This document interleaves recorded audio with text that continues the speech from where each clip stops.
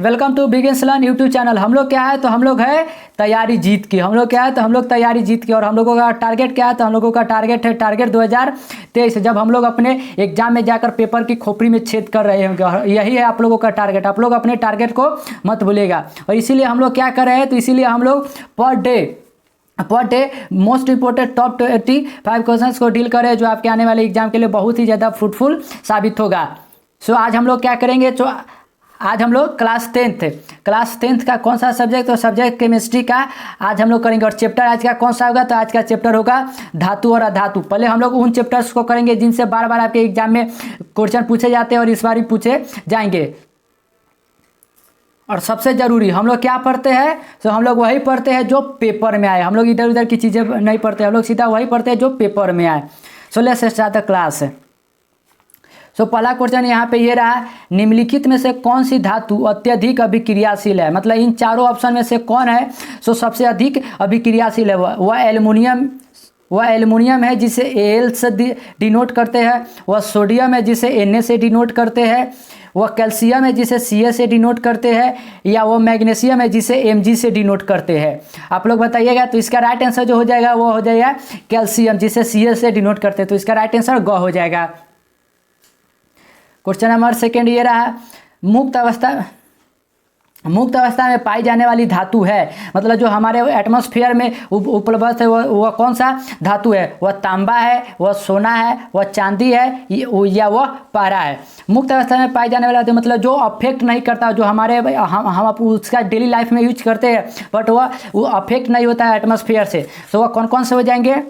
Sorry यहाँ पे option गलत है, मैं आप लोगों को बता देता हूँ। इसका राइट आंसर जो हो जाएगा वह सोना साथ ही साथ चांदी दोनों के दोनों हो जाएगा। क्योंकि आप लोग देखते हुए कि आपके यहाँ बगल में या फिर आप खुद ही चांदी या सोना का यूज करते हुए और वह मुक्त अवस्था में रहता है। तो इसका राइट आंसर ख और ग दोनों हो जाएगा। आप लोग इसे नोट बनाकर लिख सकते हैं अपनी कॉपी में। क्वेश्चन नंबर 3 ये रहा, कार्बन क्या है। कार्बन एक धातु है, कार्बन एक अधातु है, कार्बन एक उपधातु है, कार्बन इनमें से कोई नहीं। तो मैं आप लोगों को बता देता हूँ कि कार्बन जिसे सी से डिनोट करते हैं, जिसका परमाणु क्रमांक 6 है और यह पी ब्लॉक का एलिमेंट है। आप लोगों को मैं बता दूँ यह पी ब्लॉक का एलिमेंट है।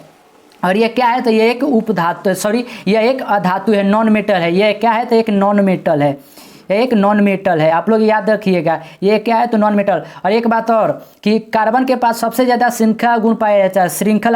श्रृंखला गुण सबसे ज़्यादा कार्बन के पास पाया जाता है। श्रृंखला गुण सबसे ज़्यादा कार्बन के पास पाया जाता है, इसलिए यह बहुत सारे कंपाउंड बनाता है। क्वेश्चन नंबर 4 देखते हैं। क्वेश्चन नंबर 4 ये रहा, निम्नलिखित में से कौन निष्क्रिय गैस है। यानी निष्क्रिय यानी नोबल गैस पूछ रहा है आपसे कि निष्क्रिय गैस कौन। यानी ग्रुप 18 का एलिमेंट आपसे पूछ रहा है कि ग्रुप 18 का एलिमेंट कौन सा है। ग्रुप 18 में सारे के सारे क्या है तो निष्क्रिय गैस है। सो ऑप्शन ए है हाइड्रोजन, ऑप्शन बी है हीलियम, ऑप्शन सी यानी ग ऑक्सीजन या ऑप्शन घ है कार्बन डाइऑक्साइड। तो इसका राइट आंसर जो हो जाएगा वो हो जाएगा हीलियम। हीलियम हमारे ग्रुप 18 का फर्स्ट एलिमेंट है। तो इसका राइट आंसर ख हो जाएगा।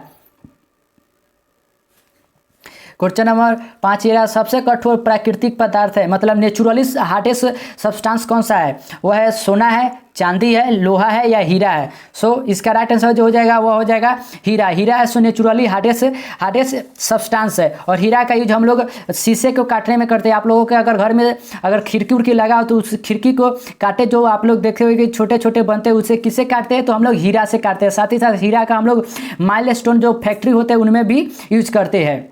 लेकिन एक बात मैं आप लोगों को और बता देता हूं कि अगर आप लोगों से पूछे कि आर्टिफिशियली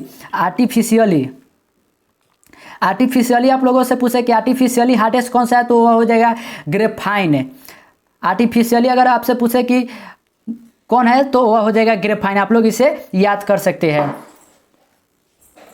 क्वेश्चन नंबर 5 ये रहा, कमरे के ताप पर द्रव अवस्था में रहने वाला पदार्थ है। मतलब कमरे के ताप पर द्रव अवस्था में रहने वाला कौन सा पदार्थ है। वह पारा है, वह कैल्शियम है, वह लिथियम है या वह सोडियम है। तो इसका राइट आंसर जो हो जाएगा वह पारा हो जाएगा। पारा एक धातु है जो कमरे के ताप पर द्रव अवस्था में रहता है। अगर आपसे पूछते हैं कि वह धातु जो द्रव अवस्था में रहता है कमरे के ताप पर तो वह हो जाएगा ब्रोमीन जिसे इंग्लिश में कहते हैं, हिंदी में कहते हैं ब्रोमीन और इंग्लिश में ब्रोमाइन कहते हैं।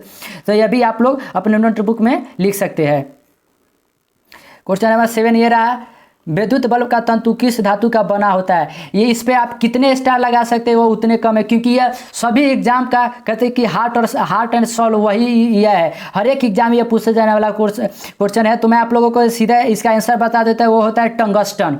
यहाँ पे टंगस्टन ठीक से नहीं लिखा है, मैं आप लोगों को बता देता हूँ। टंगस्टन टंगस्टन टंगस्टन टंगस्टन का आप लोगों के घरों में जो बल्ब लाल कलर का होता है उसका जो टंगस्टन मतलब स्प्रिंग के जैसा छोटा छोटा होता है, वह क्या होता है? वह टंगस्टन का बना होता है। टंगस्टन का हम लोग यूज क्यों करते हैं? क्योंकि टंगस्टन का मेल्टिंग पॉइंट यानी गलनांक होता है सो बहुत ज़्यादा हाई होता है, इसीलिए हम लोग टंगस्टन का यूज करते हैं। आप लोग इसे याद कर लीजिएगा, क्योंकि यह सभी क्वेश्चन का कहे तो हार्ट एंड सोल होता है, तो इसे आप लोग याद कर सकते हैं। क्वेश्चन नंबर 8 ये रहा, अधिकतर धातुओं के ऑक्साइड होते हैं, मतलब मोस्टली जो मेटल्स होते हैं उनकी ऑक्साइड कैसे होते हैं? वो अम्लीय होते हैं, उदासीन होते हैं, क्षारीय होते हैं, या कोई नहीं होता है? सो मैं आप लोगों को बता देता हूँ कि मोस्टली दो, अगर धातु का पूछे कि ऑक्साइड धातु के तो वह होता है क्षारीय, धातु के दो होता है वह होता है क्षारीय। अगर आपसे पूछे कि अधातु का पूछे, अधातु आप राइटिंग मैनेज कर लीजिएगा क्योंकि स्क्रीन पर लिखने में थोड़ा प्रॉब्लम होता है। अधातु का पूछे तो वह अम्लीय होता है, अम्लीय एसिडिक होता है, तो आप लोग इसे याद रख सकते हो। तो आप लोगों से क्वेश्चन में क्या पूछा है कि अधिकतर धातुओं के, तो धातुओं के लिए कौन सा हो जाएगा? तो ऑप्शन नंबर ग हो जाएगा, यानी क्षारीय हो जाएगा। तो इसका राइट आंसर ग हो जाएगा। क्वेश्चन नंबर 9 ये रहा, वैद्युत सहसंयोजक कि जल में प्राय होते हैं। ऑप्शन में आप लोगों को दिखा देता हूँ। ऑप्शन ये रहा, अविलय होता है, अल्प विलय होता है, विलय होता है, या कोई नहीं होता है। सो क्या होता है? वह विलय होता है, तो इसका राइट आंसर ग हो जाएगा।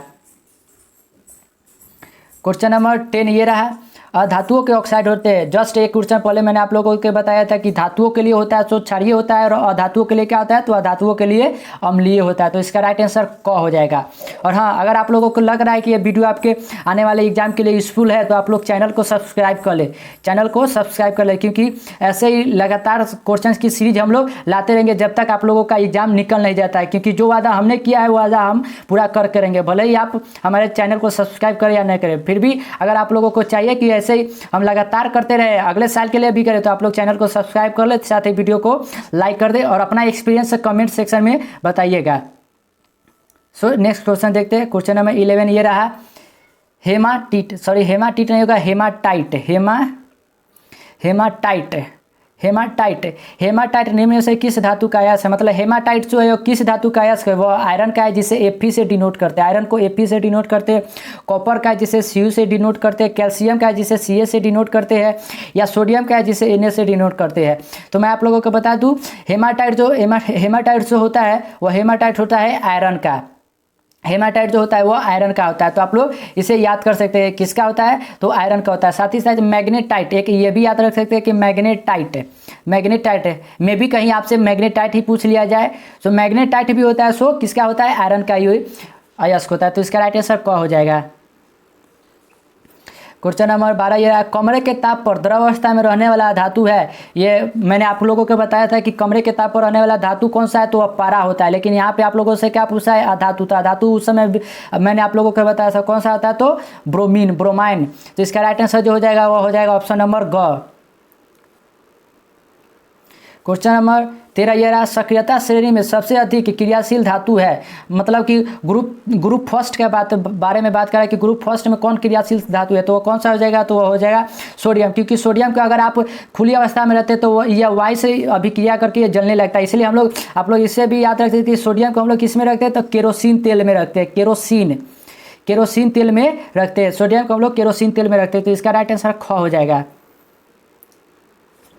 क्वेश्चन नंबर 14 ये रहा, पारा का अयस्क है। पारा का अयस्क कौन सा है? बॉक्साइड है, हेमाटाइट होगा, मैग्नेटाइट या सिनेबार। तो इसका राइट आंसर जो हो जाएगा वो हो जाएगा सिनेबार का जिसे HGS से डिनोट करते हैं, तो इसका राइट आंसर घ हो जाएगा।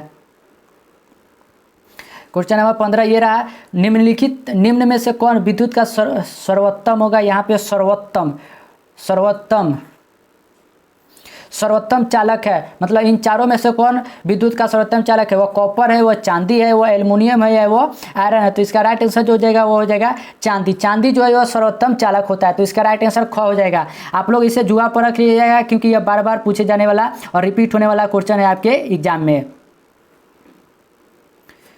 क्वेश्चन नंबर 16, या निम्नलिखित में से कौन सा अधातु विद्युत का सुचालक होता है? मतलब अधातु होते हुए भी वह विद्युत का सुचालक है। कौन सा है? वह सल्फर है, वह ग्रेफाइट है, वह क्लोरीन है, या वह फास्फोरस है? तो इसका राइट आंसर जो हो जाएगा वो हो जाएगा ग्रेफाइट। ग्रेफाइट जो होता है वह अधातु होते हुए भी विद्युत का सुचालक होता है। साथ ही साथ मैं आप लोगों को बता देता हूँ कि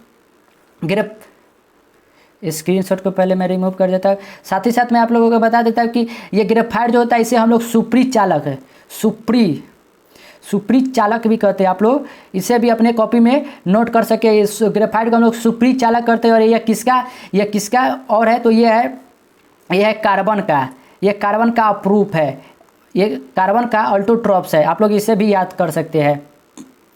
क्वेश्चन नंबर 17 ये रहा, निम्न में से कौन सी धातु जल से बिल्कुल अभिक्रिया नहीं करता है? मतलब इन चारों में से कौन है जो जल से बिल्कुल अभिक्रिया नहीं करता है? वह लोहा है, वह एल्युमिनियम है, वह चांदी है, या वह पोटेशियम है? तो इसका राइट आंसर जो हो जाएगा वो हो जाएगा ऑप्शन नंबर घ, पोटेशियम। पोटेशियम बिल्कुल रिएक्शन नहीं करता है। क्वेश्चन नंबर 18, निम्नलिखित में से किसे आसानी से चाकू से काटा जा सकता है? मतलब चाकू द्वारा किसे काटा जा सकता है? वह लोहा को काटा जा सकता है, तांबा को काटा जा सकता है, सोडियम को काटा जा सकता है, या शीशा को? तो मैं आप लोगों को बता देता हूँ कि इसका राइट आंसर जो हो जाएगा वो हो जाएगा सोडियम। साथ ही साथ सोडियम के साथ पोटेशियम और लिथियम जिसका उपयोग हम लोग बैटरी बनाने में करते हैं। लिथियम को हम लोग केरोसिन तेल में डुबा कर रखते हैं। साथ ही साथ इसे हम लोग चाकू से काट सकते हैं। तो इसका राइट आंसर जो हो जाएगा यहाँ पे ग हो जाएगा। क्वेश्चन नंबर 19 ये रहा, निम्न में से किसे केरोसिन तेल के अंदर डुबा कर रखा जाता है? बहुत ही ईजी क्वेश्चन है। किसे रखते हैं? तो हम लोग सोडियम को रखते हैं। साथ ही साथ किसे? तो पोटेशियम और लिथियम दोनों को हम लोग डुबा कर रखते हैं। तो इसका राइट आंसर ख हो जाएगा। क्वेश्चन नंबर 20 ये रहा, निम्न में से किसे धातु का उपयोग खाने बनाने वाले बर्तन में किया जाता है? बहुत ही ज़्यादा इंपॉर्टेंट क्वेश्चन है। जो आप लोग अपने घरों में खाना बनाने के लिए यूज करते हैं बर्तन, वो बर्तन किसका बना होता है? ये आप लोगों को याद रहना चाहिए। ये किसका बना होता है? तो यह एल्युमिनियम का बना होता है। तो इसका राइट आंसर जो हो जाएगा वह घ हो जाएगा। और एल्युमिनियम को हम लोग AL से डिनोट करते हैं। अगर इसका परमाणु क्रमांक पूछे तो वह 13 होता है। आप लोग इसे नोट कर सकते हैं अपनी नोटबुक में। क्वेश्चन नंबर 21 ये रहा, ऑक्सीजन गैस से एक अणु के दो परमाणुओं के बीच कितने आबंध पाए जाते हैं? मतलब ऑक्सीजन गैस के दो अणुओं के बीच कितने मैं आप लोगों को बताया, ऑक्सीजन जिसे O से डिनोट करते हैं, इसका परमाणु क्रमांक जो होता है वो 8 होता है। अगर इसका हम लोग इलेक्ट्रॉनिक कॉन्फ़िगरेशन यानी इलेक्ट्रॉनिक बंधुता देखें तो इसका होता है 2, 6। और हम लोग जानते हैं कि कोई भी धातु है जो अपना अष्टक पूरा करना चाहता है और अष्टक पूरा करने के लिए उसके लास्ट में कितने चाहिए? तो 8 चाहिए। बट यहाँ पे कितना है? तो 6। तो उससे कितने की जरूरत है? तो 2 को। तो इसका राइट आंसर जो हो जाएगा वह हो जाएगा ऑप्शन नंबर ख, 2। क्वेश्चन नंबर 22 है, पीतल है। पीतल क्या है? पीतल धातु है, अधातु है, मिश्र धातु है, या उपधातु है? तो ये तो सभी को मालूम है पीतल क्या है। तो पीतल एक मिश्र धातु है। तो इसका राइट आंसर ग हो जाएगा। क्वेश्चन नंबर 23 ये रहा, वायुमंडल में कार्बन डाइऑक्साइड की गैस की मात्रा है। मतलब हमारे एटमॉस्फेयर में कार्बन डाइऑक्साइड की कितनी मात्रा है? 0.01% है, 0.05% है, 0.03% है, या 0.02% है? तो इसका राइट आंसर जो हो जाएगा वो हो जाएगा 0.03% होता है। लेकिन अगर आपसे ऑक्सीजन के पूछेगा तो ऑक्सीजन होता है 21%, यानी 21% होता है। और सबसे ज़्यादा पूछे कि हमारे एटमॉस्फेयर में क्या है, तो वह नाइट्रोजन होता है। नाइट्रोजन की मात्रा पूछे तो 78% होता है, 78% होता है। तो आप लोग इसे अपने नोटबुक में नोट कर सकते हैं। क्वेश्चन नंबर 24 ये रहा, पीतल किसका नहीं होगा, किन दो तत्वों का मिश्र धातु है?